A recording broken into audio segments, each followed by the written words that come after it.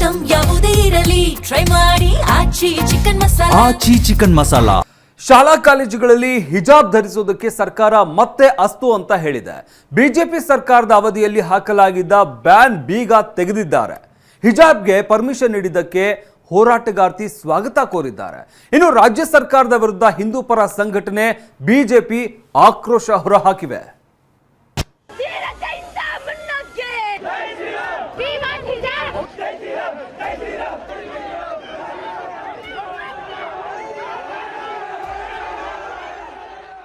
ಹಿಜಾಬ್ ಈ ಒಂದೇ ಒಂದು ಪದ ಕೇಳಿದ್ರೆ ಸಾಕು, ಅಂತಾರಾಷ್ಟ್ರೀಯ ಮಟ್ಟದಲ್ಲಿ ಸದ್ದು ಮಾಡಿದ್ದ ವಸ್ತ್ರ ಸಮರ ಈಗಲೂ ಕಣ್ಮುಂದೆ ಬರುತ್ತೆ.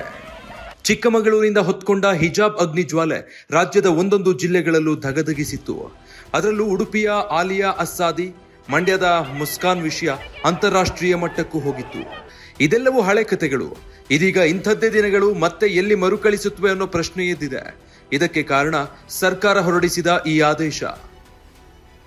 ಶಾಲಾ ಕಾಲೇಜುಗಳಲ್ಲಿ ಹಿಜಾಬ್ ಧರಿಸಲು ಸರ್ಕಾರ ಅನುಮತಿ. ರಾಜ್ಯದಲ್ಲಿ ಮತ್ತೆ ಹೊತ್ತಿಕೊಳ್ಳುತ್ತಾ ಹಿಜಾಬ್ ವರ್ಸಸ್ ಕೇಸರಿ ಜ್ವಾಲಾಗ್ನಿ. ಶಾಲಾ ಕಾಲೇಜುಗಳಲ್ಲಿ ವಸ್ತ್ರ ವಿವಾದ ಜೋರಾಗಿದ್ದೇ ತಡ. ಹಿಂದಿನ ಬಿಜೆಪಿ ಸರ್ಕಾರ ಹಿಜಾಬ್ ಪದ ಉಲ್ಲೇಖ ಮಾಡದೆ ಶಾಲೆಗಳಲ್ಲಿ ಸರ್ಕಾರ ನಿಗದಿಪಡಿಸಿದ ಸಮವಸ್ತ್ರವನ್ನೇ ಧರಿಸಬೇಕು ಅಂತ ಆದೇಶಿಸಿತ್ತು. ಸಮಾನತೆಗೆ ಧಕ್ಕೆ ತರುವಂತ ಸಮವಸ್ತ್ರ ಧರಿಸುವುದು ನಿಷೇಧ ಅಂತ ಆದೇಶ ಮಾಡಿತ್ತು. ಆದ್ರೆ ಈಗ ಈ ಆದೇಶವನ್ನ ಹಿಂಪಡೆದಿರುವ ರಾಜ್ಯ ಸರ್ಕಾರ ಹಿಜಾಬ್ಗೆ ಗ್ರೀನ್ ಸಿಗ್ನಲ್ ನೀಡಿದೆ. ಹಾಗಾದ್ರೆ ಸರ್ಕಾರ ಹೊರಡಿಸಿರುವ ಆದೇಶದಲ್ಲಿ ಏನಿದೆ ಅನ್ನೋದನ್ನ ನೋಡೋದಾದ್ರೆ, ವಿದ್ಯಾರ್ಥಿಗಳು ನಿಗದಿಪಡಿಸಲಾದ ಸಮವಸ್ತ್ರದ ಜೊತೆಗೆ ಸಂಕೇತ ಧರಿಸಬಹುದು. ಸೀಮಿತ ಸಾಂಪ್ರದಾಯಿಕ ಮತ್ತು ಪದ್ಧತಿ ಆಧಾರಿತ ಸಂಕೇತ ಧರಿಸಲು ಅನುಮತಿ ನೀಡಲಾಗಿದೆ. ಆದರೆ ಸಾಂಪ್ರದಾಯಿಕ ಮತ್ತು ಪದ್ಧತಿ ಆಧಾರಿತ ಸಂಕೇತ ಸಮವಸ್ತ್ರಕ್ಕೆ ಪೂರಕವಾಗಿರಬೇಕು.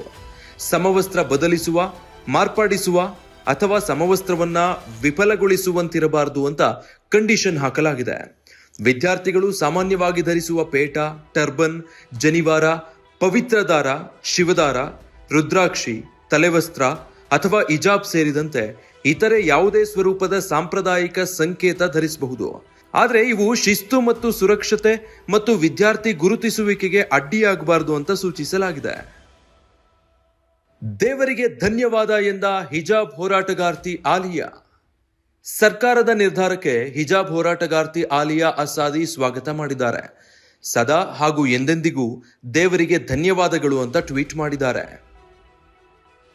ಮುಸ್ಲಿಮರ ಮುನಿಸಿಗೆ ಹಿಜಾಬ್ ಮುಲಾಮಾ ಎಂದು ಅಶೋಕ್ ಪ್ರಶ್ನೆ. ಸರ್ಕಾರದ ನಡೆಗೆ ಟ್ವೀಟ್ನಲ್ಲೇ ಕುಟುಕಿದ ವಿಪಕ್ಷ ನಾಯಕ ಆರ್ ಅಶೋಕ್, ತನ್ನ ಮತ ಬ್ಯಾಂಕ್ ಉಳಿಸಿಕೊಳ್ಳೋಕೆ ಕಾಂಗ್ರೆಸ್ ಹಿಜಾಬ್ ಅಸ್ತ್ರ ಕೈಗೆತ್ತಿಕೊಂಡಿದೆ, ಮುಸ್ಲಿಮರ ಮುನಿಸಿಗೆ ಹಿಜಾಬ್ ಮುಲಾಮು ಅಂತ ಪ್ರಶ್ನಾರ್ಥಕವಾಗಿ ತಿರುಗೇಟ್ಕೊಟ್ಟಿದ್ದಾರೆ. ದಾವಣಗೆರೆ ಉಪಚುನಾವಣೆ ಸುತ್ತ ನಡೆದ ಘಟನೆಗಳ ನಂತರ ಅಲ್ಪಸಂಖ್ಯಾತರ ಆಕ್ರೋಶಕ್ಕೆ ಕಾಂಗ್ರೆಸ್ ಸರ್ಕಾರ ಬೆದರಿದೆ. ಈಗ ತನ್ನ ಮತ ಬ್ಯಾಂಕ್ ಉಳಿಸಿಕೊಳ್ಳಲು ಹಿಜಾಬ್ ಅಸ್ತ್ರ ಕೈಗೆತ್ತಿಕೊಂಡಿದೆ. ರಾಜ್ಯದ ನೈಜ ಸಮಸ್ಯೆಗಳಾದ ಬೆಲೆ ಏರಿಕೆ, ಭ್ರಷ್ಟಾಚಾರ, ರೈತರ ಸಂಕಷ್ಟ, ಕಾನೂನು ಸುವ್ಯವಸ್ಥೆಯ ವೈಫಲ್ಯ ಇವೆಲ್ಲದರ ಬಗ್ಗೆ ಕಾಂಗ್ರೆಸ್ ಸರ್ಕಾರ ಮೌನವಾಗಿದೆ. ಮುನಿಸಿಕೊಂಡಿರುವ ಮುಸ್ಲಿಂ ಮತ ಬ್ಯಾಂಕಿಗೆ ಹಿಜಾಬ್ ಮೂಲಕ ಮುಲಾಮು ಹಚ್ಚಲು ಹೊರಟಿದೆ. ವೋಟ್ ಬ್ಯಾಂಕ್ ರಾಜಕಾರಣಕ್ಕಾಗಿ ಸಂವಿಧಾನ ಮತ್ತು ನ್ಯಾಯಾಂಗದ ಆಶಯಗಳನ್ನು ಬಲಿ ಕೊಡುತ್ತಿರುವ ಈ ಸರ್ಕಾರಕ್ಕೆ ಜನರೇ ಅಂತ್ಯ ಹಾಡಲಿದ್ದಾರೆ. ತಾಲಿಬಾನಿಗಳು ಬುರ್ಖಾನೆ ಸಮವಸ್ತ್ರ ಅಂದ್ರೆ ಏನ್ ಮಾಡ್ತೀರಿ? ಬಿಜೆಪಿ ಎಂಎಲ್ಸಿ ಸಿಟಿ ರವಿ ಮಾತಾಡಿ, ಕಾಂಗ್ರೆಸ್ ತಾಲಿಬಾನಿಗಳ ಒತ್ತಡಕ್ಕೆ ಮಣಿದಂತೆ ಕಾಣ್ತಾ ಇದೆ. ಒಂದ್ ವೇಳೆ ತಾಲಿಬಾನಿಗಳು ಬುರ್ಖಾವನ್ನೇ ಯೂನಿಫಾರ್ಮ್ ಅಂದ್ರೆ ಏನ್ ಮಾಡ್ತೀರಿ ಅಂತ ಗುಡುಗಿದ್ರು. ನಾಳೆ ಯಾರಾದ್ರು ತಾಲಿಬಾನಿಗಳು ಬುರ್ಖಾನೇ ಯೂನಿಫಾರ್ಮ್ ಅಂತ ಮಾಡಿದ್ರೆ ಏನು ಮಾಡ್ತೀರಿ? ಬುರ್ಖಾ ಹಾಕೊಂಡೆ ಹೊರಗೆ ಬರಬಾರ್ದು ಅಂತ ಕೆಲವು ಇಸ್ಲಾಮಿಕ್ ಫತ್ವಾ ಹೊರಡಿಸಿದ್ದಾರೆ. ತಾಲಿಬಾನಿಗಳ ಒತ್ತಡಕ್ಕೆ ಕಾಂಗ್ರೆಸ್ ಮಣಿದಂತೆ ಕಾಣ್ತಾ ಇದೆ. ಇದನ್ನು ಒಪ್ಕೊಳ್ಳೋಕೆ ಸಾಧ್ಯ ಇಲ್ಲ. ಹಿಂದೂ ವಿದ್ಯಾರ್ಥಿ ಸಮೂಹಕ್ಕೆ ನಾನೇ ಕೇಸರಿ ಶಾಲು ಕೊಡ್ತೀನಿ. ಸರ್ಕಾರದ ನಿರ್ಧಾರಕ್ಕೆ ಶಾಸಕ ಬಸನಗೌಡ ಪಾಟೀಲ್ ಯತ್ನಾಳ್ ಕೆಂಡ ಕಾರಿದ್ದಾರೆ. ಅವರು ಹಿಜಾಬ್ ಧರಿಸಬಹುದಾದ್ರೆ ಹಿಂದೂ ವಿದ್ಯಾರ್ಥಿ ಸಮೂಹಕ್ಕೆ ನಾನೇ ಕೇಸರಿ ಶಾಲು ಕೊಡ್ತೀನಿ ಅಂತ ಹೇಳಿದ್ರು. ಸರ್ಕಾರದ ತರ್ಕಾನುಸಾರವೇ ಮುಸ್ಲಿಂ ಹೆಣ್ಣು ಮಕ್ಕಳು ಹಿಜಾಬ್ ಧರಿಸಬಹುದಾದ್ರೆ ಹಿಂದೂಗಳಿಗೆ ಕೇಸರಿ ಶಾಲು ಧರಿಸಲು ಅವಕಾಶ ನೀಡಬೇಕು. ಹಿಂದೂ ವಿದ್ಯಾರ್ಥಿ ಸಮೂಹಕ್ಕೆ ನಾನೇ ಸ್ವತಃ ಕೇಸರಿ ಶಾಲು ಕೊಡುವ ವ್ಯವಸ್ಥೆ ಮಾಡುತ್ತೇನೆ. ಮುಸ್ಲಿಂ ಹೆಣ್ಣು ಮಕ್ಕಳು ಹಿಜಾಬ್ ಧರಿಸಬಹುದಾದ್ರೆ ಎಲ್ಲ ಶಾಲಾ ಕಾಲೇಜುಗಳಲ್ಲಿ ಗಣಪತಿ ಸರಸ್ವತಿ ಮೂರ್ತಿಯನ್ನಿಟ್ಟು ನಿತ್ಯ ಪೂಜೆ ಮಾಡುವ ವ್ಯವಸ್ಥೆ ಕಲ್ಪಿಸುತ್ತೇವೆ.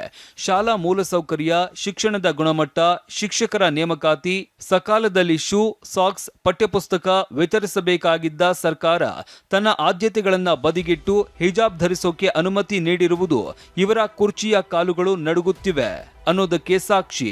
ಕಾಂಗ್ರೆಸ್ ಸರ್ಕಾರದ ಹಿಂದೂ ವಿರೋಧಿ ನೀತಿಗೆ ಯುವ ಮತದಾರರು ಬುದ್ಧಿ ಕಲಿಸುವುದು ನಿಶ್ಚಿತ.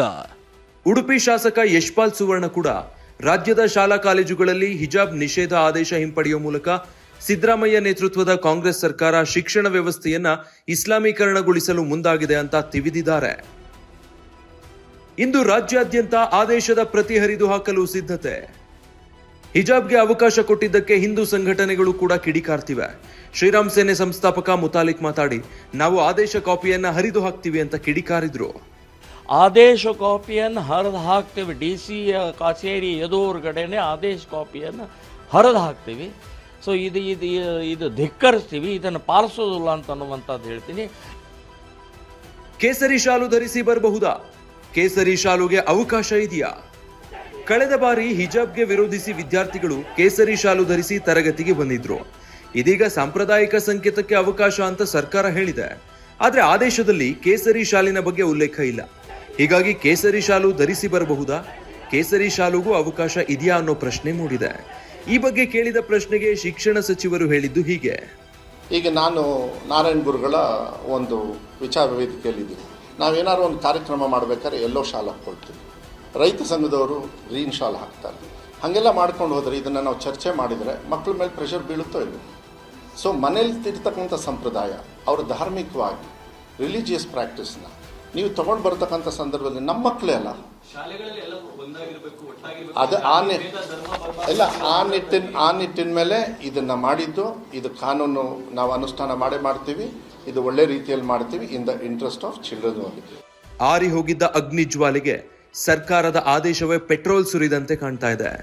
ಮುಂದಿನ ದಿನಗಳಲ್ಲಿ ಶಾಲಾ ಕಾಲೇಜುಗಳು ಯಾವ ಸ್ವರೂಪದ ವಾತಾವರಣ ಇರಲಿದೆ ಅನ್ನೋದು ಕಾದು ನೋಡಬೇಕಿದೆ. Bureau report, TV9.